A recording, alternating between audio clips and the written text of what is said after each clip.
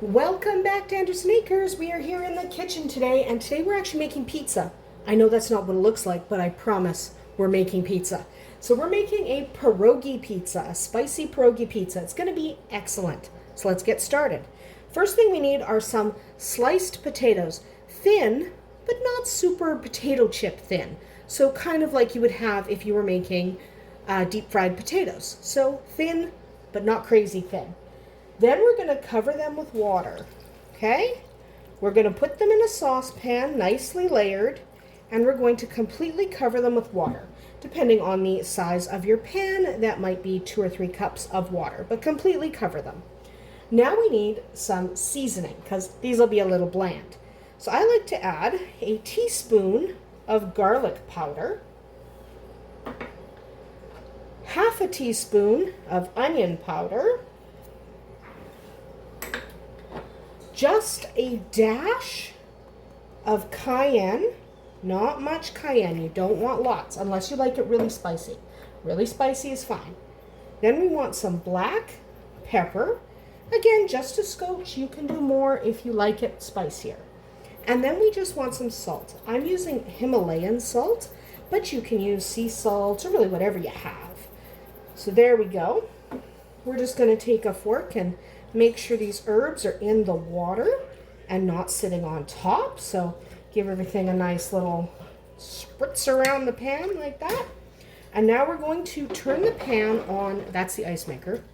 We're going to turn the pan on to medium high, and we are going to cook these potatoes until they are tender. That's the other reason for the fork, so we can push it into the potato, find out if they're tender. They do need to be cooked through. So medium high heat. This is going to cause your water to boil, and you do want to keep the potatoes covered with water. So it's okay to add water as you go. Just don't overdo it, or there will be a lot of water to boil off later. But for now, we're just going to let it boil. We will come back when the potatoes are soft, tender, pierceable with the fork without too much pressure. So we will do that, come back when they're pretty much tender. All right, our potatoes are pretty much cooked and we've boiled off most of the water. Now I'm going to add some butter. Okay, you can use oil or you can even use margarine if you want, but I'm going to use butter. And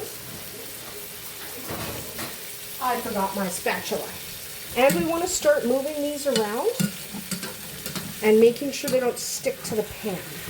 Okay, that's why we need some fat in here just to kind of lubricate everything. You want to not like end up with little bits.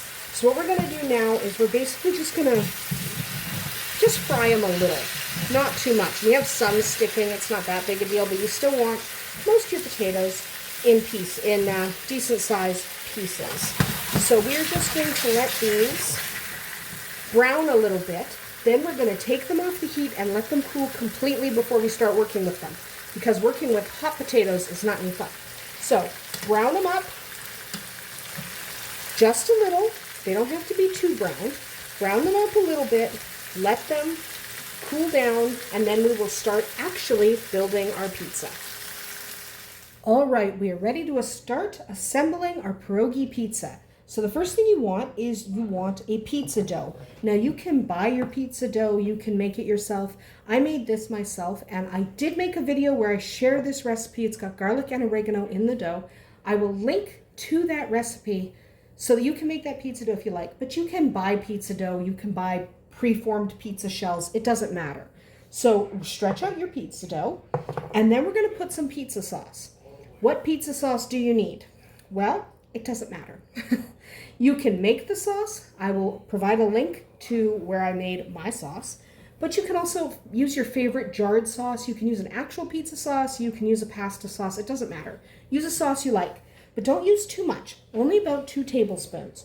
We are going to spread this sauce not quite to the edge, okay? Just where you want your toppings. And you don't want too much sauce, because if you have too much sauce, what's going to happen is your pizza is going to be overwhelming and very, very wet, because we are also adding sour cream in here.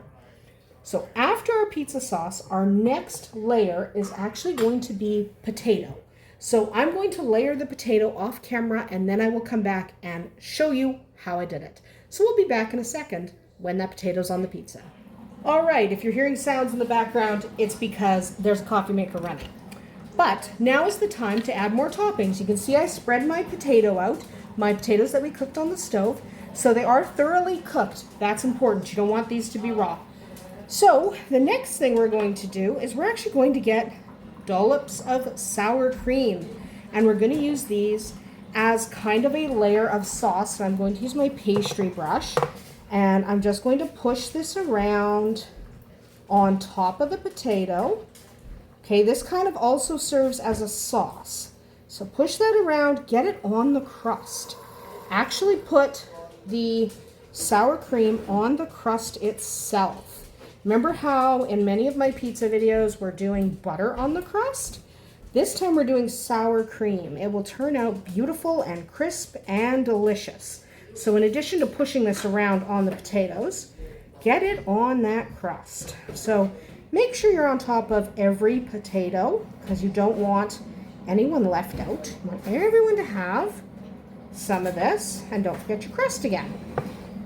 So we're going to need a little bit more sour cream. There we go. And use a good full fat sour cream. It's worth it. Is it have more fat? Yeah, sure. But it does turn out better. So you can use a little fat if you want. Believe me, it turns out better if you use the full fat versions. So don't worry too much about it. It's just sour cream. So yes, that is very, very covered. Okay, but it'll turn out beautiful. I promise. So next ingredient that we need. Whoops, I'm knocking the camera. Next ingredient that we need to do some cheese. We're using mozzarella cheese here. I'm just using up this container of mozzarella cheese, and then I will get to the other side. How much mozzarella cheese? Well, you're also going to be adding some cheddar cheese. You're going to be adding some cheddar cheese as well. So you want to make sure that you have enough cheese to cover where your sauce was underneath, but not so much cheese that it's going to melt and get totally everywhere. There is such a thing as too much cheese, so we're not going to overdo it. Okay, now we want some cheddar cheese. Just pulling my bag of cheddar. You can use any cheddar you like. I do like to use a cheddar that has some color to it, so instead of using a white cheddar, I'm going to use an orange, just because it gives you a little more color on your pizza, and that's important. So put a little of that on, not as much as you did the mozzarella cheese, but still a decent amount. Okay, next up is our bacon. You can use any bacon you like. You can use traditional pork bacon, you can use a turkey bacon or a veggie bacon. You can use bacon bits from the corner store that come in a container. It doesn't matter. You can leave these off. If you don't like bacon, that's fine too. But bacon. There we go. The next thing and the final ingredient before it goes on the pizza cooker is some parsley. I'm just using dried parsley. Just get that on there. Okay? There we go. Now we do have a couple more ingredients that go on after the pizza is cooked. So I'm just going to move the pizza onto the cooker, and I will pull the cooker into view. Let's just, there we go. Let's pull the pizza cooker into view. Don't tip it, just pull it into view. And I'm going to turn this on, and I'm going to time lapse, but you'll still be able to watch it cook. So first I'm just going to plug it in. And now I'm going to cook the pizza for 20 minutes on this pizza cooker. You can also cook it in your oven at 425 degrees for 20 to 25 minutes till it's golden brown. But I'm going to do it on the pizza cooker here. And these pizza cookers are fantastic. I will link to this pizza cooker in the video description. If I forget to do that, someone leave a comment or send me a message. Remind me that I forgot to add the link. Because everybody always asks, what does that pizza cooker look like? How do I get one? Where did it come from? So I will provide the link. But for now, we're just gonna watch as this time lapses.